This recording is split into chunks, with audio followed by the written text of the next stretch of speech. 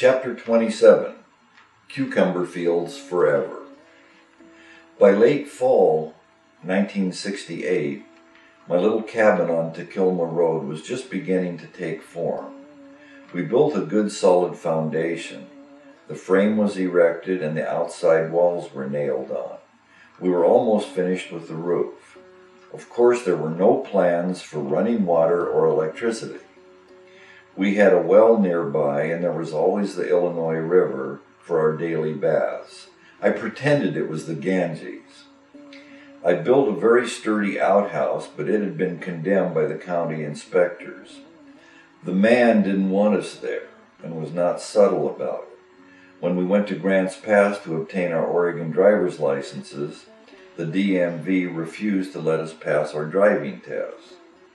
Hippies who drove up to Portland reported they had no trouble obtaining Oregon licenses in that cosmopolitan city.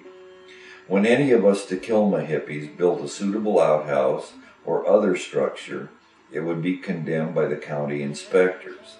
This was not paranoia on our part. It was a well-organized effort to get us out of Southern Oregon.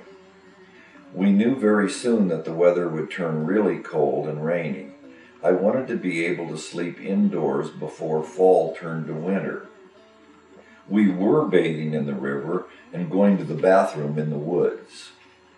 I moved a wood stove into the uncompleted cabin where the kitchen was to be and brought sleeping bags up to the soon-to-be cozy sleeping loft.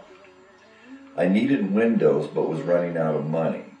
I had enough lumber to finish the cabin already stacked outside and paid for. Most of our little Tequilma group was in a similar financial condition. We had to get some money, so we decided to look for temporary work. We told our Native American neighbors about our financial plight. They suggested we do what the locals do when they need a little extra money: agricultural day labor. They told us where to show up, and at 6 the next morning, the Tequilma hippies began our short-lived farm worker career. Our job was to pick rotten cucumbers off the ground and put them into 5-gallon buckets, which we carried, one in each hand. We were to fill the buckets with cucumbers and empty the buckets into a machine pulled by a tractor. The machine's job was to extract the seeds from the rotten cucumbers, keep the seeds, and deposit the remains onto the ground. It looked easy, watching the local workers, mostly women, do it. They talked, gossiped, and laughed as they worked. Some were senior citizens, one was slightly disabled, and one girl was more than 8 months pregnant. The other women joked about having to deliver the baby in the cucumber field. Our average age was 25. Most of us did hatha yoga every day and thought we were in pretty good shape.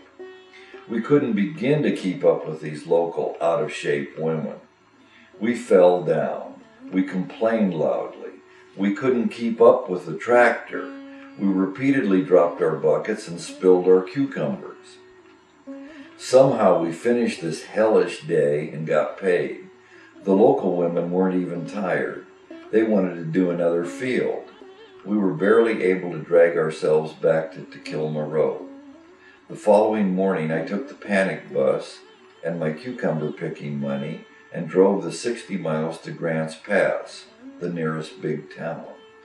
On the outskirts of Grants Pass, there were big stores that sold used household articles and supplies, sort of a cross between Home Depot and Goodwill, without the goodwill. I found just the windows and frames I needed, paid for them with my cucumber picking money, and loaded them carefully into the panic bus. My back was sore from bending over all day in the cucumber fields, and my arms were aching from carrying the heavy buckets at odd angles. But on the drive back from Grants Pass, I was feeling good. I had my windows and frames, and it was going to be warm and dry when we finished the roof and installed the windows. In my rare moment of happiness, I took a corner too fast. The windows fell from where I had placed them in the back of the bus. Every window shattered. broken glass scattered all over the floor of the bus.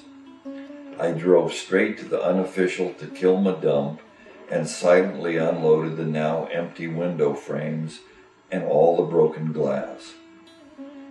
My next stop was a liquor store in Cave Junction, 8 miles from Takilma. Inside the liquor store, I fantasized what I would do if some redneck messed with me in my present mood. I was prepared to blast him into his next incarnation with my 9.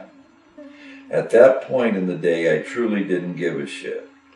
I purchased 2 6-packs of Country Club malt liquor and a huge bag of salted peanuts in the shells, and drove miles into the forest on an old logging road. I parked the panic bus, drank all the malt liquor, ate all the peanuts, and wept uncontrollably for about 15 minutes. I pitched the empty cans into the woods, brushed the peanut shells out the door, blew my nose, and wiped my eyes. I headed back to my never-to-be-finished home on Takilma Road.